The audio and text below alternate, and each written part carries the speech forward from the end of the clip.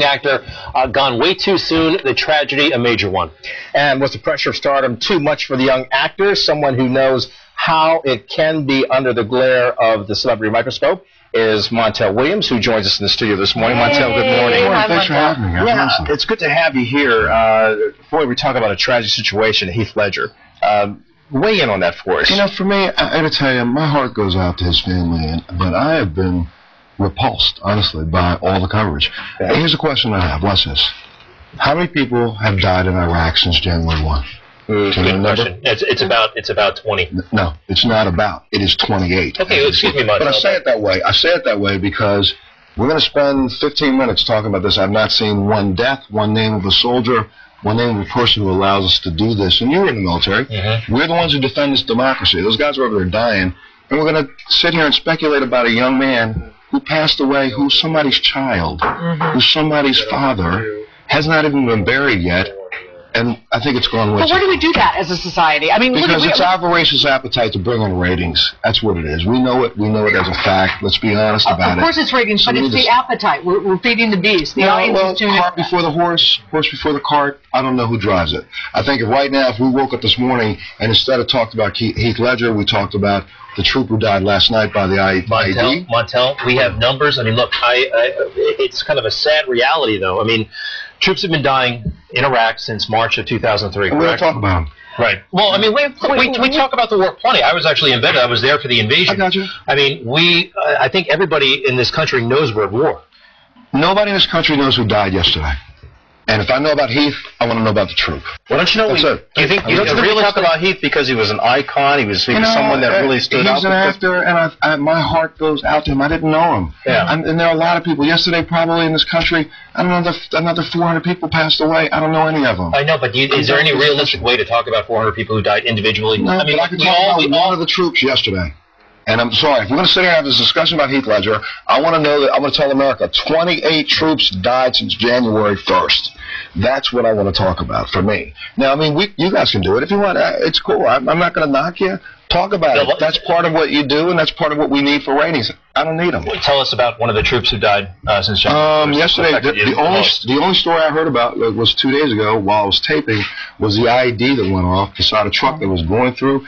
Troops got out, supposedly took a look, talked to one of the Iraqi soldiers that was nearby, and blew up. I don't know the name. I don't know the name.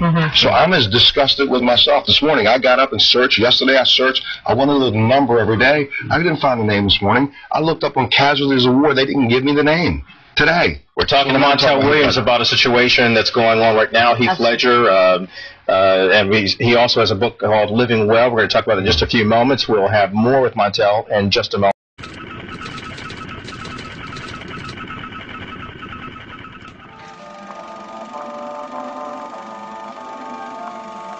The year is 1917, and Representative Oscar Callaway enters a disturbing statement into the U.S. congressional record.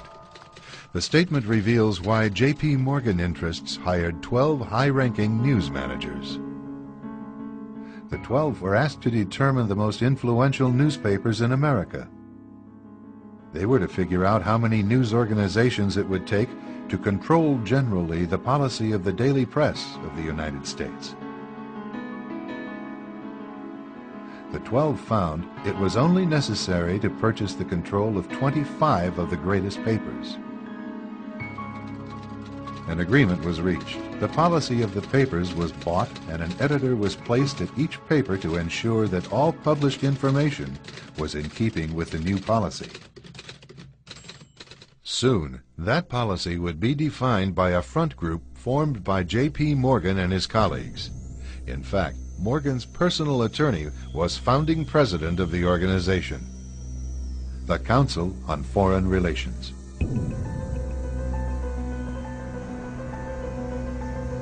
Today, the CFR maintains that its goal is to increase America's understanding of the world.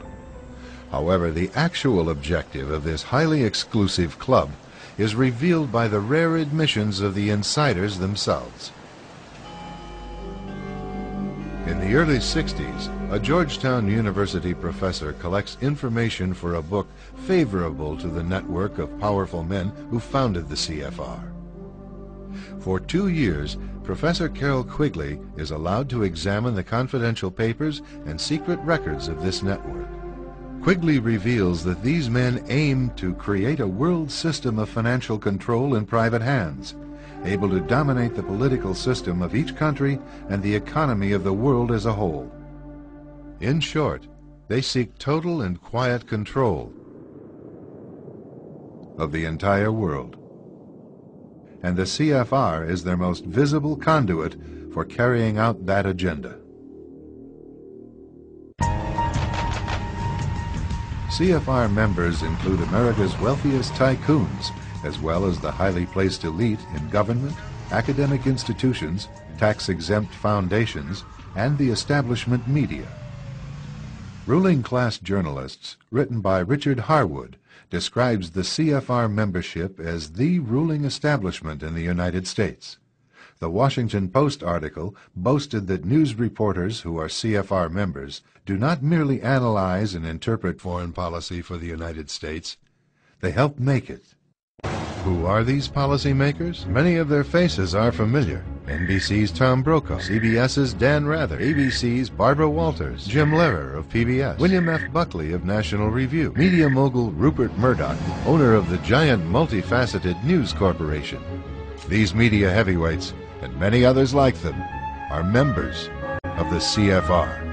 Powerful corporations are also invited to become members. At the close of the 20th century, CFR influence presided over far-reaching consolidations of media control.